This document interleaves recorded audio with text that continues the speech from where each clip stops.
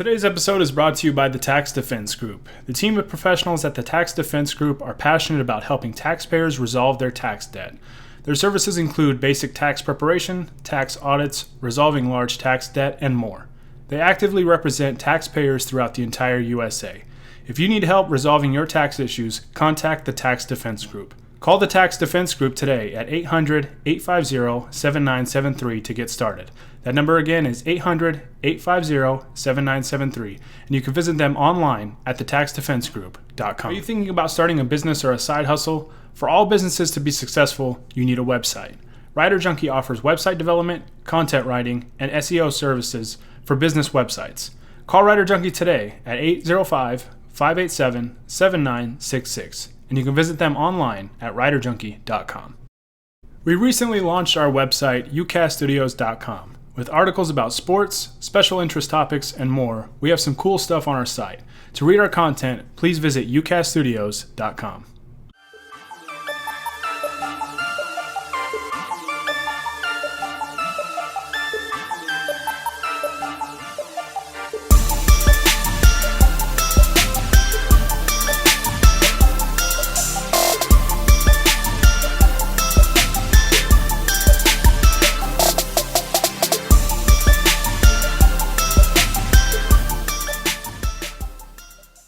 What's going on, everybody? Welcome into another episode of the Lakers Outsiders podcast brought to you by UCast Studios. I'm your host, Gary Kester, here with you as always, and joining me again is Honi Ahmadian. Honi, we just watched an absolutely beautiful game, and I'm feeling pretty good right now. How are you feeling? I'm feeling great. This is maybe the most enjoyable game of basketball we've watched in like almost a decade. Just in terms of the stakes and how well the team played. That was amazing, man. It's been such an emotional last couple of days as well. So really seeing the Lakers come out strong to start the game and really not lay off the gas at all, pretty much through four quarters was really amazing. Yeah, I wasn't exactly sure what to expect with this game, but we're going to dive into it here in a second. We're obviously recording this on August 24th, which is, of course, 8/24, which is Mamba Day. I'm sitting here in my Lower Merion Kobe jersey. Lakers played in their black Mamba jerseys today, which are just sick jerseys. And, man, it was just beautiful to watch. But before, as always, we dive in, guys, if you like the podcast, be sure to subscribe to us on YouTube and wherever you get your podcasts, Apple Podcasts, Podbean, Spotify, wherever. We should be on there. So be sure to subscribe there to Lakers Outsiders and UCast Studios. You can follow us on Twitter and Instagram at Lakers Outsiders. And you can also like us on Facebook and, of course, get all of our content up on LakersOutsiders.com. You can follow Honi on Twitter at HONIAHM. You can follow me just at Gary Kester. Yeah, I think that's everything. I don't know. I'm like riding a high right now because, like you said, Honi, this was like such a satisfying win because of the stakes. Obviously, the Lakers dropped the first game of this series, and then it's like, okay, people are starting to panic a little bit. You know, a lot of NBA Twitter's getting their jokes off because they warned us about Portland, and Portland came out and stole the first game or whatever. It's been three straight wins. I mean, really only one bad half of basketball out of the six that we've seen the Lakers play since then. I guess just what are your initial thoughts on this game tonight where the Lakers just jumped out from the get-go and never looked back? Yeah, this was a game where you could tell, you know, the veteran presence of this team, the number of guys that have been in these situations before. Obviously, it starts with LeBron as a leader of the team and you know, potentially the greatest player of all time, but it's their head coach as well. There's guys throughout this team that have been in high stakes situations in the playoffs. I think these Lakers understood over the last two games that they beat the Blazers. I think they kind of smelled blood. And we've talked about it. I think Jacob and I talked about it after the Lakers' first win of the playoffs, where we're like, it was 1-1 and we thought the series was over. Just because you can tell that the Blazers are exhausted from having had to play game sevens basically for 3 weeks straight now, or a month straight. And, you know, the injuries that they're dealing with as well, catching up to them. I think LeBron in particular today came out and Anthony Davis as well in the first quarter, especially. They came out knowing that if they really put their foot on the gas and come out strong, the series is over. That they're going to beat the Blazers tonight, and then it's 3-1, and it's basically done and dusted. And that's honestly that's such a great sign of a championship winning team. Whether they win it or not, it really shows that they have that potential just based on really rising to the occasions, knowing exactly how to pace themselves. The game one, they definitely looked like they were feeling out the Blazers. Obviously, they could have won it anyway because they just missed a ton of shots. But as the series has gone along, you've seen that confidence build and them kind of realizing, oh yes, we are the number one seed in the West. We have been much better than the Blazers all season long. And they're really finding themselves and playing more like the team that we saw throughout the regular season as the series has gone on. Yeah, it's kind of funny because that first game is just kind of showing to be more of an anomaly than anything else. And, the series has kind of played out, I think, kind of how we both expected. Like, for those of you listening to this, if you didn't listen to our podcast before game one, this is kind of playing out like we kind of said. Like, Portland, they're defensively, they just cannot get stops, especially because they have nobody to guard Anthony Davis. They don't have anybody to guard LeBron James. I mean, really all they've done is throw Gary Trent Jr. at LeBron, and he's just too small. And when they try and put Carmelo on him, LeBron just goes right around him. And then with Anthony Davis, they throw Nurkic at him, they throw Whiteside at him. Neither of those guys can guard Anthony Davis. They've basically just had to hope that, some double teams and stuff like that have been able to slow him down. And tonight, I mean, he doesn't play I think at all, maybe in the second half. I think he might have played a couple minutes. I can't remember. But I noticed very early on in the third quarter that he wasn't out there, and JaVale was still out there, which was kind of bizarre. But JaVale actually had a pretty good game. That's one thing that I've been wrong about, is that I thought that JaVale just kind of couldn't play in this series because of the matchup. But he's had some good showings. He really has. And it's been nice to see. I thought today was a good showing for him as well. Really, the only negative today I thought was the AD injury. And I think it was more precautionary than anything because the Lakers were up, 38 at one point in the second half after LeBron hit a three from about 40 feet out. And I mean, it looks like AD is going to be fine. He seemed to be kind of moving around okay on the bench and was basically starting his treatment already. And hopefully the Lakers can close this thing out on Wednesday and they can get a couple extra rest days, because they're going to play the winner, assuming that the Lakers finish the series.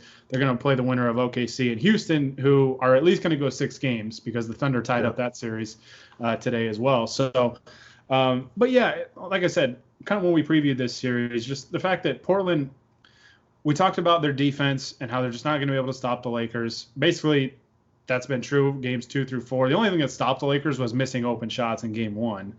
And then defensively, I think the Lakers have done a hell of a job guarding Damian Lillard. And we kind of thought that this Portland team might run out of gas, right? We highlighted their very short rotation in that play-in game against Memphis, and it's just kind of been that way. They've had to put a lot of stress on their main rotation guys and not go very deep into their bench because they do have some injuries and stuff. And they've been playing game 7 since this bubble started, and eventually that drains you. And, I do think we're seeing some of that, but I also think we're just seeing Portland run into a team that's better than them, which is surprising because the Lakers were an underdog coming into this series. So it's pretty crazy that they're one game away from pulling off this upset. Yeah, I mean, anytime a plucky team, owned by a mom and pop shop can really rise up to the occasion and come out to a 3-1 lead against a team that was in the Western Conference Finals last year, a juggernaut that's been in the postseason for I don't know how many times in a row. You really got to pat these guys on the shoulder. I also want to add, this day just keeps getting better, man. Like, the Lakers winning a blowout, and then Gary is out here praising Nevada legend JaVale McGee to my face. This is a beautiful, beautiful day. I'm still wondering why my check hasn't showed up for the last time I praised him, but I'll give it a few more days. I'm assuming it's just high volume, so it's a little delayed in shipping. The first the first check that I get from Popeyes once they sponsor us, that'll just get rerouted to you. On Popeyes, I'm gonna need that sponsorship real quick then, because I'm waiting on some money then. Just man, this game tonight was just I don't even know really what else to say. Like, this podcast honestly might not be very long. It is a little special given just the circumstances. You know, it is 8/24 and Kobe's birthday was yesterday. And it's kind of fitting, right? Like, it kind of came full circle. The Lakers' first game after Kobe's passing was against these same Blazers, and Damian Lillard just went bonkers against them.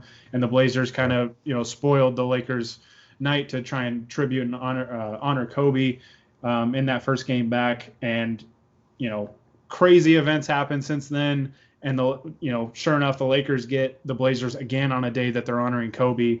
And this time they just punch him right in the mouth from the get-go and just never let up. The universe works in mysterious ways, man. Like, not only for the Lakers to get this opportunity to play Portland again and get a chance at that redemption a little bit and push them to the brink of elimination on Kobe Day, on Mamba Day, whatever you want to call it. But to jump out to a 24-8 lead, man, it's just it's so surreal. Like, I don't even know how you explain it. Yeah, it's just so many just random little signs that remind you of them.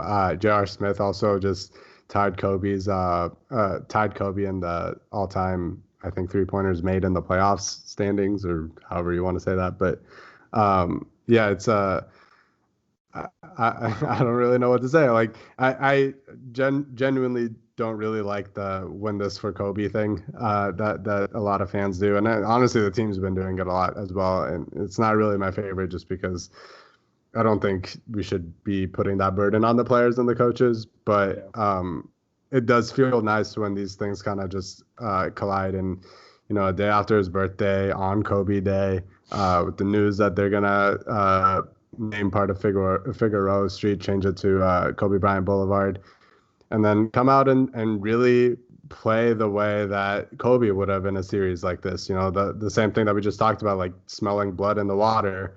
That's how LeBron and Anthony Davis and really the rest of the team looked today. And it really felt like watching those series, say in like 09 and 010 or 2010 when, Kobe was the big guy on the team. And he was always out there on a mission to try and end those series. And really gunning for it. And that's what today really felt like. And, for as tough as these last couple of days have been, trying to remember Kobe and celebrate him, but also really, really mourn him as well. This was a really, really good way to cap it off. Yeah. My thing with like the whole, like, winning it for Kobe, it's great. Like, if you use that for motivation, if you're the players or whatever, like whatever gets you going. My thing was just like, I guess my thing, if you want to honor Kobe, is just like play your heart out, like play really hard and just do whatever you can. If it's not enough, that sucks. Obviously, we all want the Lakers to hold up the trophy at the end of the day. But if they get beat and they play with a ton of effort, a ton of energy, and they just leave it all out on the floor, I can live with that,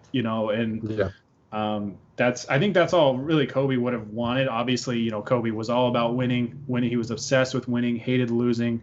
But to get to that point where you're in positions to win, you got to play hard. You can't be, outplayed from an effort standpoint by your opponent. And Kobe, hardly ever, if ever, really, had an opponent that was outworking him and playing harder than him or preparing harder than him.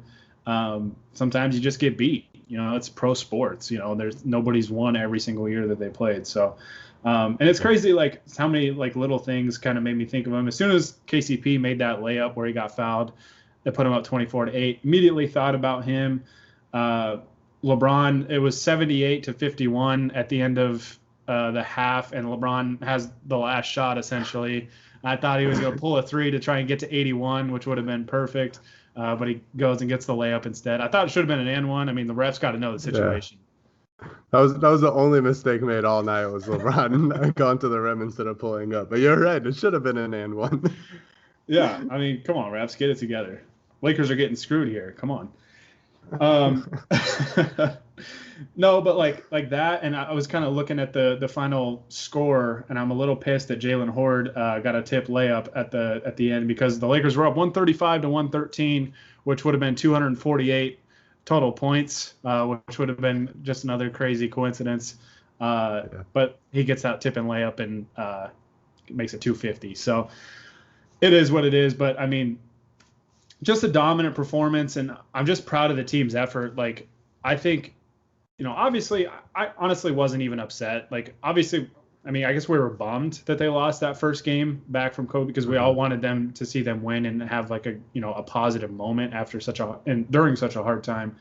But man, to see the amount of focused energy, like this team has not started a ton of fast games in this bubble. I feel like they started the Clippers game fairly fast. They kind of jumped out to a lead early. But man, just jumped all over Portland tonight. And LeBron had a lot to do with it, but Anthony Davis was unreal. I mean, you look at Anthony Davis's stat line, like he only played 17 minutes because he didn't really play in the second half. But 18 points, 5 of 8 shooting. He was a plus 37 in this game. He would make Alex Caruso proud. Caruso was a plus 15 tonight, by the way. Just want to throw that out there. But man, they just got it from all over. AD 18, 5 and 5 in 17 minutes. We got another dose of playoff LeBron, which is crazy to say. Like we said this last time, that like he makes NBA history in that game 1, but they lose and like he doesn't score a ton, so everybody's like, oh, what's going on with LeBron or whatever. And then the second game, they don't need him at all really, because everybody else just lights it up. And these last 2 games, man. I mean, tonight 30 points on 10 of 12 shooting, 1 of 1 from 40 plus feet. 4 of 5 overall from the 3-point line, 6 boards, 10 assists, only 2 turnovers after a pretty healthy dose of turnovers in the last game. Only plays 28 minutes. Just another positive. Like, these guys dominated this game, and we didn't really – I think LeBron played the most minutes at 28. Yeah. And he was fooling around those 28 minutes. Like, he was doing some dumb crap that was working. He hit a step back 3 basically from where Luka hit his game winner against the Clippers the other day. He had just some wild whipped passes across the court. It was hilarious watching him play today.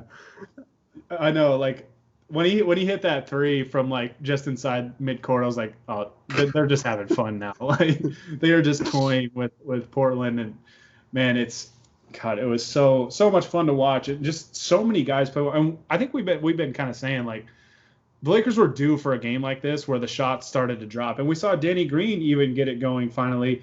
Shout out to Matt Vazine. Quit slandering my boy Danny Green. If you listen to this, I'm coming after you if you slander him anymore. Although I think he might have to slander him some more if Danny Green's going to keep playing this way.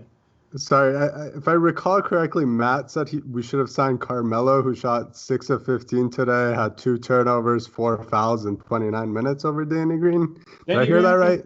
Danny Green was a plus 29. Carmelo Anthony was a minus 27. That's all I'm going to say, Matt. Matt probably won't even listen to this. Actually, I'm going to tag him every time I plug this pod, just so they will.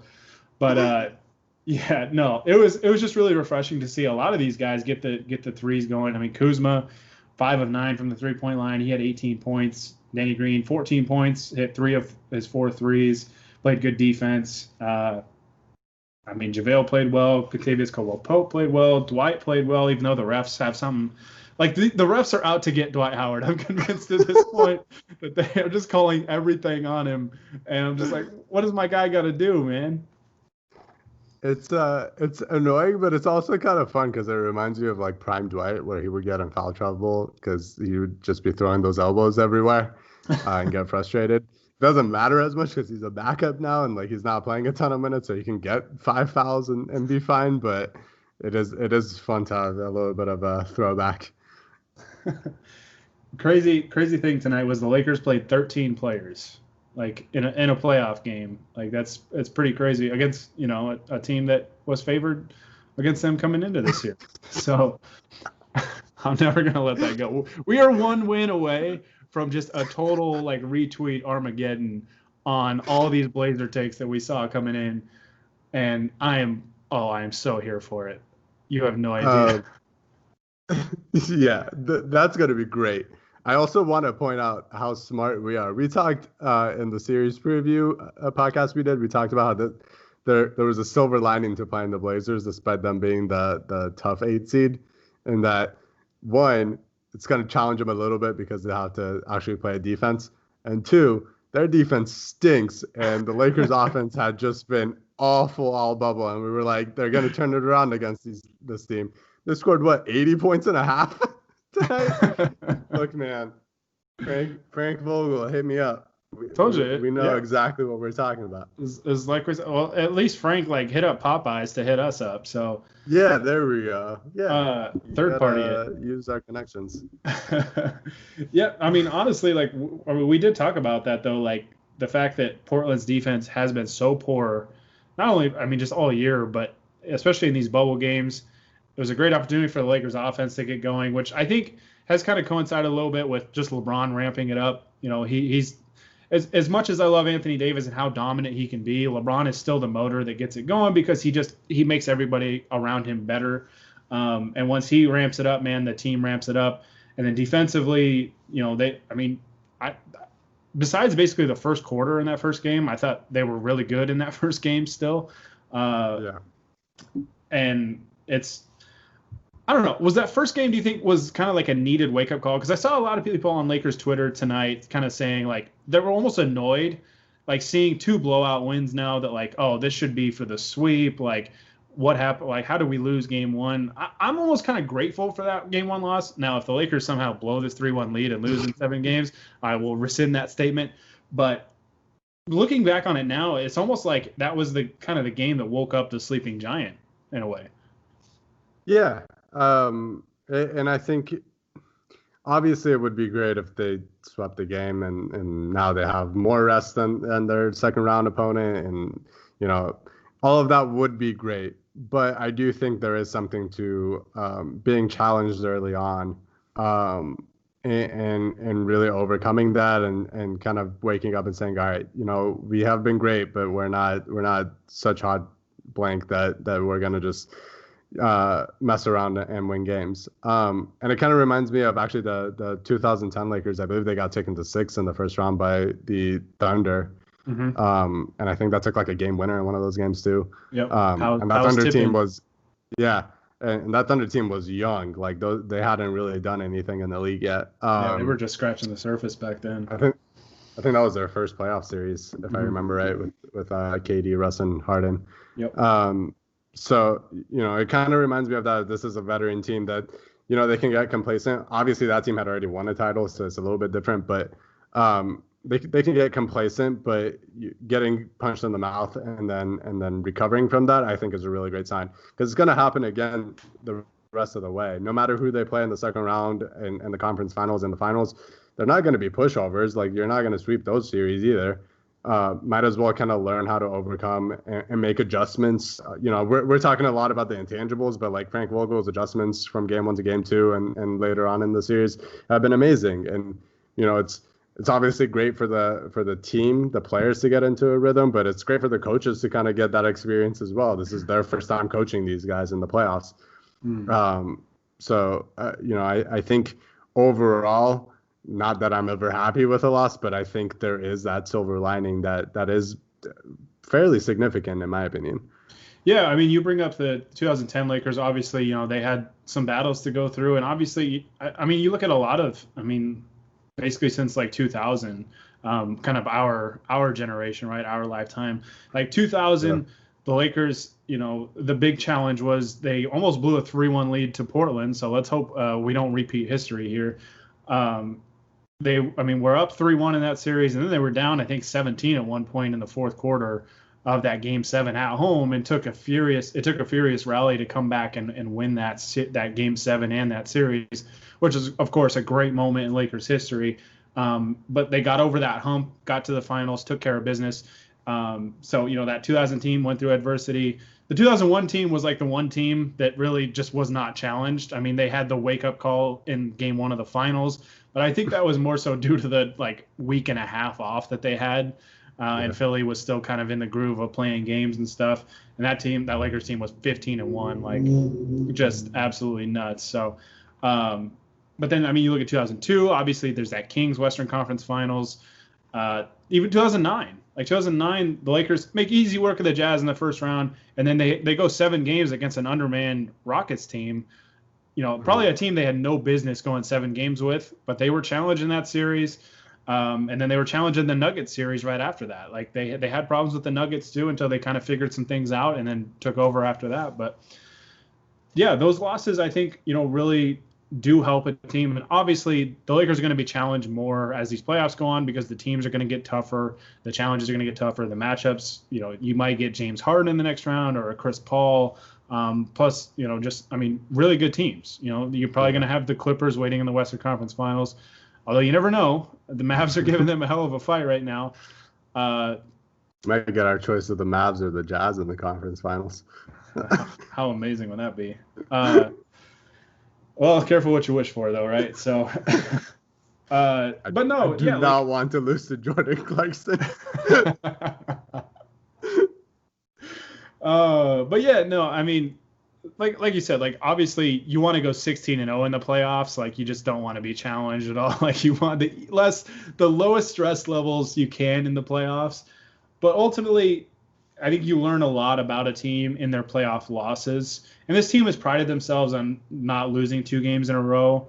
I guess except for the bubble games where they probably really didn't give a crap after the Clipper game. But yeah, I mean, this team has bounced back from losses just about every time this year, and it's great to see that happen in the playoffs, and hopefully that's something that continues. But if that game 1 loss, as frustrating as it was and as bad as it was to kind of endure all the jokes that night and all that stuff on Twitter or whatever, if it woke up a sleeping giant, then hey, I'll take it. So no complaints here. Kind of sounds like you're saying they're going to go 15-1 or 16-1, I should say. I mean, I'm not going to complain if they do. You want to lock it in? I might lock it in. Lock it in. It. We won 3 playoff games in a row, 16-1. Rondo's coming back. Oh, God. That one was for David Chia. We hadn't shouted him out. We had to get him in there. But all right, let's look ahead to Game 5. The Lakers have an opportunity to close this thing out. A couple injuries of note. Obviously, we mentioned Anthony Davis. Damian Lillard also left this game. He's already coming in with the finger injury, the dislocated finger that he suffered a couple games ago. He also hurt his knee in this game. He left the game, I think, in the third quarter and did not return. So hopefully he's okay. I know they're waiting on an MRI. Hopefully he is okay. And hopefully, he can get back out there and he's not seriously injured or anything like that. So, but Honi, I guess, what are you looking for in this Game 5? Obviously, the Lakers are coming off. This is probably something of an emotional win for them to honor, Kobe and play pretty much at their peak. Like I thought that they played just about as good as you can ask any team to play. Do you think there's potential for a letdown, or do you think we see this team, stay focused and really go for the kill? I think it might be another slow start. It's kind of been a weird series in that they've alternated really good and really bad starts to games.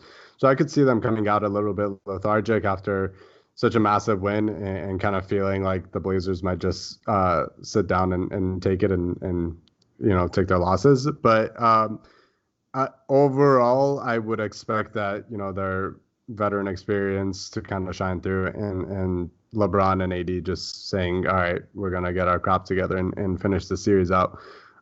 Ideally, it would be great if it ends in another blowout where AD especially gets rest after this back injury. He said he's going to play in the next game, so hopefully it won't have to be for a ton of minutes. And, the sooner the series ends, the better, because the next series is going to be a tough one. And that one, like you said, is at least going 6 games. It could go 7. And that could be a huge advantage heading into the second round. So, my number one thing is if it is a slow start, that's fine. But hopefully it's another game where they can, take a little bit of a punch early on and punch back and end the game pretty comfortably. Yeah, I'm really curious to see how Portland kind of attacks this game, because you never really know. This felt like a game where the Lakers kind of took their will and just imposed their will on Portland and broke Portland's will. But, we've seen it before when teams go down 3-0 or 3-1 or 3-2 or whatever. They go down in a series and they're faced with elimination, and they come out and they play great basketball. They play desperation basketball. The effort's, at 100%, and they play really good basketball. So you kind of have to, I think if you're the Lakers, anticipate that this team's going to play with some desperation, and they're going to play like their season is on the line, because it is. And you got to match their intensity and you got to match their energy, because my thing with this series is if the Lakers, as much of an underdog as they are, as long as they match Portland's intensity and effort, I thought that they would win this series pretty comfortably. It really comes down to that. As long as they don't allow Portland to play harder than them, I think that they were going to be just fine. And I feel like that's going to be the case for this game. I think I wouldn't be surprised, like you said, if they start slow, given, the circumstances today and what today's win meant for those guys and just Laker fans and the whole organization. So it wouldn't surprise me if there's a little bit of kind of like a little hangover from that 2 days from now. But I think this team will get it done. I really do. I don't know. I don't expect Portland to roll over, but I expect the Lakers, being the veteran team that they are with the championship experience, I think they can really seize this opportunity to close it out on Wednesday and get a couple extra days rest and a couple extra days of prep, fine tune some things, game plan for either Houston or OKC, and, really just get yourselves ready for the next round. And, let's close this thing out and don't let a team creep back into it. Cause if, we've seen it in the past, with different teams and it's happened to the Lakers before, where you're up 3-1, and if you allow a team to get to 3-2, then all of a sudden it changes the dynamic a little bit. Now, I don't expect that to happen with this team, because I think the Lakers are just flat out better than Portland by a pretty wide margin. But you just don't want to mess around. You just don't want to mess around. Like, seize this opportunity, close this thing out, get some rest. Some guys are dinged up, obviously AD, Rondo with the back injuries. Get those guys some more rest, and let's get healthy and go after round number 2. So, that's all I got. Honi, you got anything else before we sign off? Not really. Man, I wish I had a good.